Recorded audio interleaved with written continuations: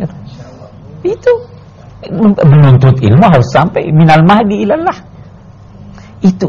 Jadi kalau Anda hanya beriman dan beramal soleh, itu boleh jadi hanya buat diri Anda. Anda harus memperhatikan orang lain. Memperhatikan, mengajar orang lain harus dengan kesabaran. Sabar itu dibutuhkan oleh orang yang kaya dan orang miskin, oleh orang yang pandai dan orang bodoh. Ya. Orang kaya perlu sabar. Dia punya duit banyak, sudahlah, beli ini, beli itu. Sabar. Jangan ikuti nafsu. Jangan tahan itu kehendak nafsu untuk ini. Perlu sabar enggak dia? Orang miskin lebih perlu lagi. Kalau dia tidak sabar, dia bisa macam-macam. Penguasa perlu sabar. Sabar dalam ketaatan. Sabar itu. Aduh, udah deh, saya alhamdulillah udah salat 5 waktu, udahlah. Ya. Perlu sabar enggak untuk taat? Ada gejolak nafsu. Udahlah, habis maghrib udah selesai, alhamdulillah, assalamualaikum, enggak usah salat sunnah. Perlu sabar, tahan itu gejolak nafsu. Itu sabar. Jadi sabar adalah kebutuhan umat manusia. Sabar adalah kunci pencapaian segala kesuksesan. Itu sebabnya surah kita ini mengajarkan tawasau bil haqqi wa tawasau bis sabr. Sahabat-sahabat Nabi kalau bertemu tidak berpisah kecuali membaca surah Wal Asri.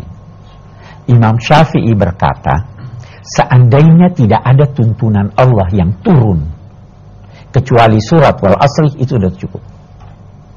Amalkanlah surat Wal Asri, itu sudah cukup bagi Anda untuk mendapatkan kebahagiaan dunia dan akhirat. Hargai waktu Anda, bagi waktu Anda, dan isi waktu itu dengan keempat kali.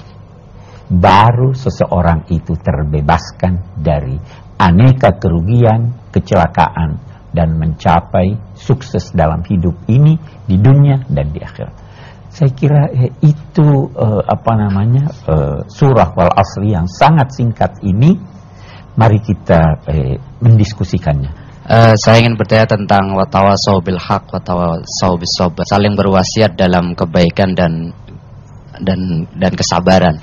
Bagaimanakah cara watawasau bil haq, watawasau bis sabr akan berhasil? Dalam arti bahwa kita mengingatkan teman kita dalam kebaikan itu, teman kita tidak tersinggung.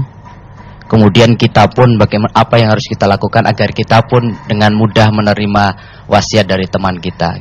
Terima kasih. Bagaimana supaya tidak tersinggung? Sebenarnya itu sudah diisyaratkan oleh kata wasiat. Wasiat itu kan kata-kata yang lemah lembut, yang bersinambung. Pilihlah kata-kata yang lemah lembut. Jangan berpesan, memerintah dan sebagainya dengan kalimat yang kasar.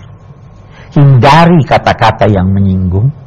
Walaupun yang Anda hadapi itu seorang yang sangat bengis dan durhaka. Itu sebabnya Nabi Musa dipesan oleh Tuhan ketika menghadap Fir'aun itu apa? Wa qula lahu qawlan layyinan.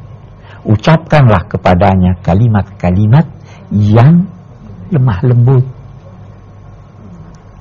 Memberi tuntunan manusia atau hidayah itu persis seperti memberi hadiah. Kata hidayah sama dengan hadiah. Bagaimana kalau beri orang hadiah? Ambil, lempar ini buat kamu.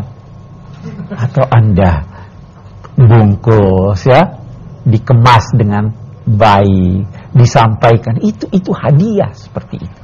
Sesuatu yang walaupun isinya biasa-biasa, tapi Anda serahkan dengan baik, itu akan diterima dengan baik. Nah, itu kiatnya di situ sebenarnya. Anda ini dari Fakultas Dakwah ya? Ada yang dari Fakultas Dakwah? Yang dari Fakultas Dakwah itu harus sadari itu berdakwah seperti itu, berwasiat seperti itu.